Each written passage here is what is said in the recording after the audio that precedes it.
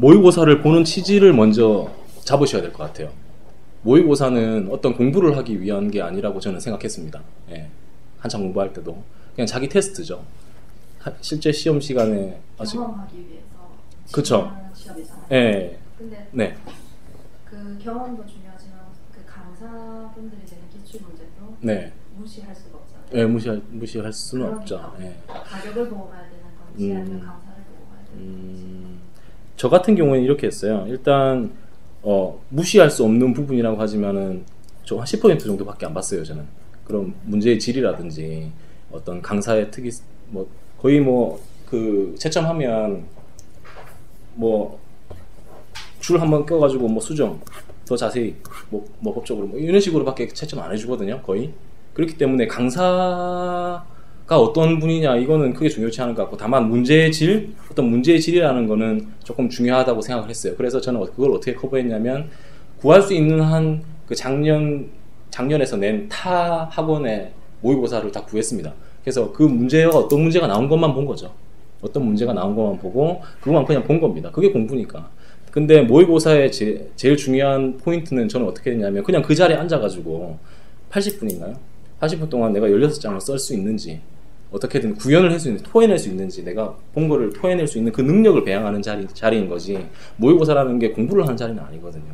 글씨는 최대한 이쁘게 쓰되 정말 빨리 써가지고 한 페이지를 5분 안에 쓰고 막 이런 거를 제가 테스트하고 끝까지 앉아있을 수 있는 그런 인내력을 기르고, 뭐 8분이라는 시간 10점짜리 보통 8분에 쓴다는 계획 잡고 쓰거든요. 그걸 쓸 수 있는지 내가 테스트하는 자리, 그렇게 저는 생각을 해가지고 했기 때문에 답이 되는지 모르겠네요. 김민주 강사는 어때요? 저 같은 경우에도 강사를 보고 가셔야 되냐고 말씀을 하셨는데, 저희 때는 학원이 딱 2개밖에 없었어요. 2-3개? 그리고 그 중에서 메이저한 거는 동남이랑 그때 위아스 2개밖에 없었는데, 저는 사실 강의는 전부 다 동남학원 강사분들한테 다 들었었어요. 전부 뭐 관세법이라든가 HS라든가 이런 걸 전부 다 그렇게 들었는데, 그러면 사실 계속해서 동남학원 루트를 따라가는 게 맞거든요. 보통이 그렇잖아요. 그런데 그때는 어떻게 생각했었냐면은, 어차피 시험은 이 학원 강사분들이 내는 게 아니란 말이에요. 그래서 이 학원 강사가 내는 것도 아니고 저 학원 강사가 내는 것도 아니고 내가 안 배운 데서 나오면 어떡하지? 하는 생각에서 조금 모험을 했었어요. 다른 학원에서 시험을 쳐볼까? 그래서 시험을 쳤었는데, 뭐 득이 된 과목도 있었고요, 독이 된 과목도 있었는데, 독이 된 과목은 저랑 너무 안 맞았던 거죠. 그게 그런 것도 있지만 결과적으로는 강사를 보고 따라간다 이거보다는 본인이 그건 판단을 하셔야 될 것 같은데, 그래서 강사만 무조건 보고 따라가는 거는 좀 저도 반대를 하고 있고요. 좀 두 번째로 중요하다고 생각하는 거는, 이제 말씀하신 대로 모의고사는 문제의 질과 양이 다 중요하지만 그 강사분들이 내는 게 아무 생각 없이 내는 게 아니란 말이에요. 결국 뭐 강사분들이 항상 초창기 시작할 때 그런 말씀 많이 하시잖아요. 작년에 내가 찍은 데서 다 나왔고 뭐 이렇게 말씀하시는 거는, 사실 6개월 동안 그분들이 문제를 내시는데 6개월 동안 하나도 안 놓칠 수가 없어요. 시험에 나오는 거를. 그래서 막 너무 내가 이 강사한테 들었는데 뭐 문제 스타일에서 삐껴나면 어떡하지, 이런 것도 별로 고민하시지 않으셔도 될 것 같고, 결국에는 자기가 얼마나 쓸 수 있느냐, 정해진 시간 안에 내가 얼마나 내가 공부한 걸 풀어낼 수가 있느냐, 그걸 먼저 보셔야 될 것 같습니다. 모의고사만 말씀하셨는데, 모의고사뿐만 아니라 다른 과목들도 기본적으로 공부하실 때 강사 선택하실 때 좀 고민 많이 되시잖아요. 그것까지 더불어 같이 얘기를 하는 게 좋을 것 같은데, 제 같은 경우에는 그냥 과목 특성별로 좀 달리 선택을 했었어요. 어떤 뭐 관세법 같은 경우에는 어쨌든 저는 기본적으로 옛날부터 동남 그냥 선택하고 안 바뀐 케이스이기 때문에 뭐 그렇긴 한데, 제 생각은 관세법은 지금 뭐 이번 시험에 취지가 좀 많이 나왔죠. 50점짜리 취지 나오고 그랬었죠. 제가 봤었는데 그 전까지는 뭐 크게 그게 안 나왔었던 것 같은데, 어차피 그 강사들이 단순히 이거 암기하라고 얘기 안 하거든요. 그래서 뭐 제가 현구 강사님께서 취지 정말 막 이렇게 말씀 많이 하시죠. 말씀 많이 하시는데 좋아요. 정말 좋고 그 정도까지 깊이 있게 얘기하면 좋죠. 근데 이제 저는 그 정도의 그런 어떤 그걸 받아들일 수 있는 만큼의 역량이 안 됐던 것 같아요. 왜냐하면 법정 외우기 바쁘니까. 법정 외우기 바쁜데 그 취지 다 다시 외우고 어떻게 그럽니까? 그래서 어쨌든 저는 그랬어요. 저는 뭐 관세법 같은 경우에는 강사는 솔직히 중요치 않다고 생각합니다. 강사는 중요치 않고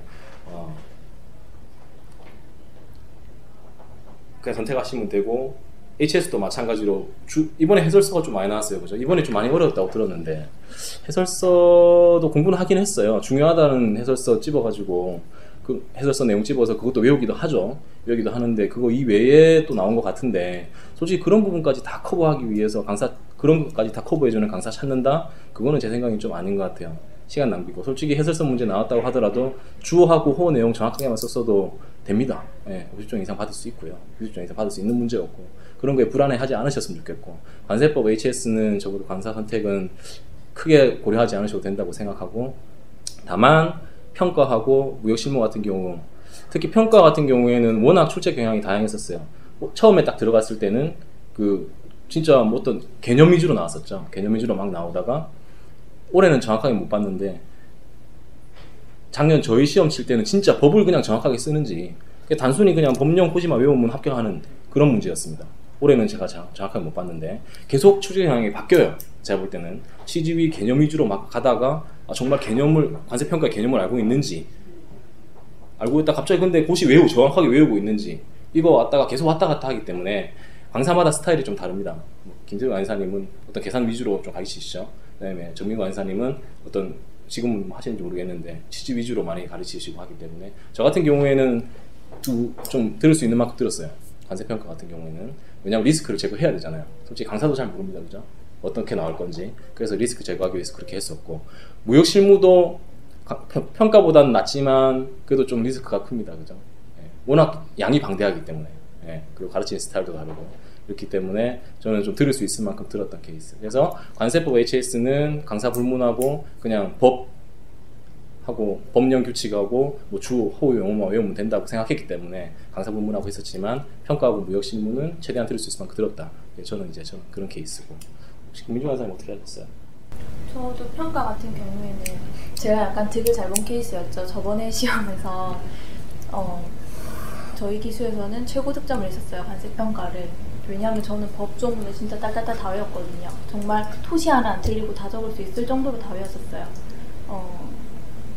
그게 왜 그렇게 했었냐면은 김태주 관세사님 강의도 들었었고 저도 정민규 관세사님 강의도 들었었고 왜냐하면 관세평가라고 하는 게 너무 핵폭탄 같은 시험이라 가지고 여러 가지 방면으로 많이 준비를 해야겠다 생각을 해서 최태원 관세사님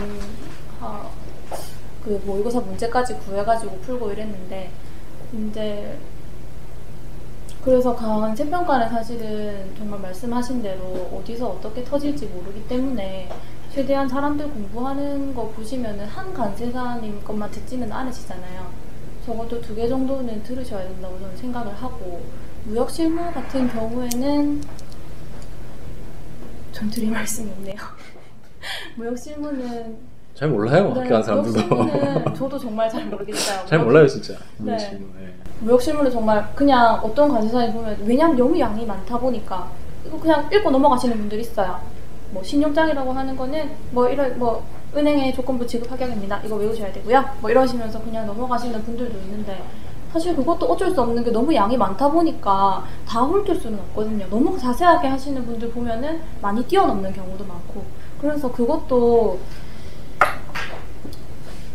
네, 무역실무 같은 경우는 사실 저는 강사라기보다는 자기 공부가 더 중요한 과목이라고 생각을 합니다.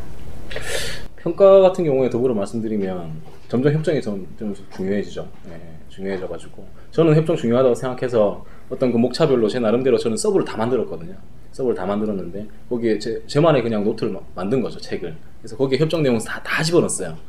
뭐 어떤 협정에 대한 사례 위주잖아요. 예해 있고 무슨 있는데 그거 다 집어넣어가지고 이게 이 예가 만약에 나오면 어디에 해당하는 거라는지 바로 알 수 있게 그렇게 계속 공부를 했었거든요. 근데 이제 제 같은 동기들은 협정 중요치 않다고 생각하는 사람도 많았는데 다행히 저희 때는 법만 쓰면 되기 때문에 합격을 했지만 올해 같은 경우 협정 내용 많이 나온 걸로 저는 들었고 그래서 협정 부분 좀 주의 깊게 보셔야 될 것 같은 그런 생각 좀